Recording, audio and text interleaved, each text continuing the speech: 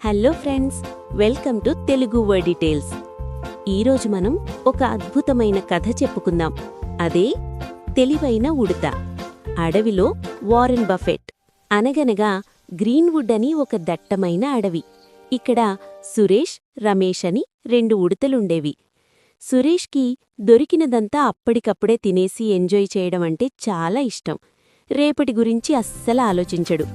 Cooling glasses పెట్టుకుని దొరికిన కాజు, పిస్తా అన్నీ గాలిలోకి ఎగరేసి నోట్లో క్యాచ్ పట్టుకుంటూ తింటూ భలే షో ఆఫ్ చేస్తుంటాడు. కాని రమేష్ అలా కాదు. చాలా తెలివైనవాడు. ఫ్యూచర్ గురించి ఆలోచిస్తాడు. ఒకరోజు రమేష్ చెమటలు కక్కుతూ నేలమీద ఒక చిన్న గొయ్యి తవ్వుతున్నాడు. వాడి దగ్గర ఉన్న ఒక బెస్ట్ క్వాలిటీ గింజను ఆ గొయ్యిలో పెట్టి జాగ్రత్తగా మట్టి కప్పి కొంచెం నీళ్లు పోస్తున్నాడు. అది చూసిన సురేష్ పకపక నవ్వుతూ, ఒరే రమేష్, నీకేమైనా పిచ్చెక్కిందా? దొరికిన ఆ మంచి బాదాంని తినకుండా మట్టిలో పెట్టి సమాధి చేస్తున్నావేంట్రా? నాలాగా చిల్లవు బ్రో. చూడు, నా దగ్గర పిస్తా ఉంది, కాజు ఉంది అని ఎగతాళి చేశాడు. దానికి రమేష్ కంటి అద్దాలు సరిచేసుకుంటూ, ఇది సమాధి కాదురా సురేష్, ఇది నా ఫిక్స్డ్ డిపాజిట్. నేను దీన్ని తినేస్తే నా ఆకలి ఇప్పుడు తీరుతుంది. కాని మట్టిలో ఇన్వెస్ట్ చేస్తే ఫ్యూచర్లో అది నాకు కాంపౌండ్ ఇంట్రెస్ట్, అదేరా చక్రవడ్డీ ఇస్తుంది అన్నాడు. హహహ, నీకు నిజంగా మతిపోయింది. నీ ఇన్వెస్ట్మెంట్ని లోపల ఉన్న వానపాములు స్కామ్ చేసి తినేస్తాయి చూడు. నాలాగా దొరికినవి తినేసి ఎంజాయ్ చెయ్యి అంటూ సురేష్ పక్కన పడి మరీ నవ్వాడు. రమేష్ ఏమీ మాట్లాడకుండా తన పని తాను చేసుకుంటూ వెళ్ళిపోయాడు. కాలాలు మారాయి. వర్షాలు పడి చలికాలం వెళ్ళి భయంకరమైన ఎండాకాలం వచ్చింది.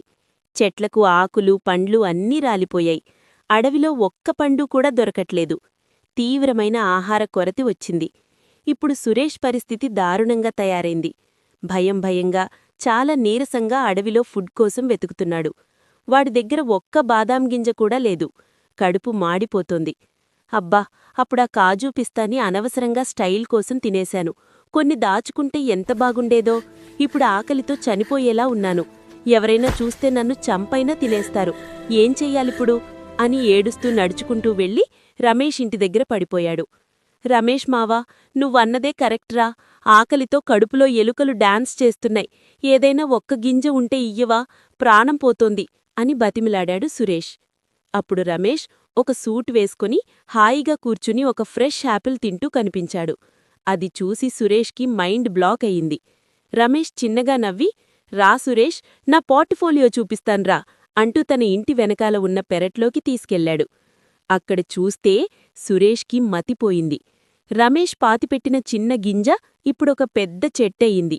దానికి 100ల కొద్ది బాదాం పండ్లు ఉన్నాయి. ఆశ్చర్యంగా, ఏంటి మావా ఇది?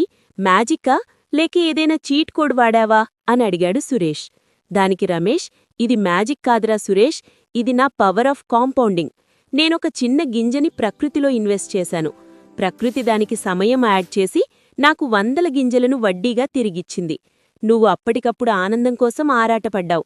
నేను నా భవిష్యత్తు గురించి ఆలోచించాను అని చెప్పాడు.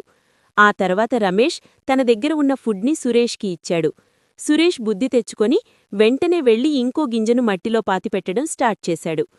చూశారు కదా నేస్తాలు, కేవలం సంపాదించడమే కాదు, దాన్ని సరైన చోట ఇన్వెస్ట్ అంటే పెట్టుబడి పెట్టాలి. తిన్నది వెంటనే అరిగిపోతుంది, కాని ఇన్వెస్ట్ చేసింది రోజురోజుకి పెరుగుతుంది.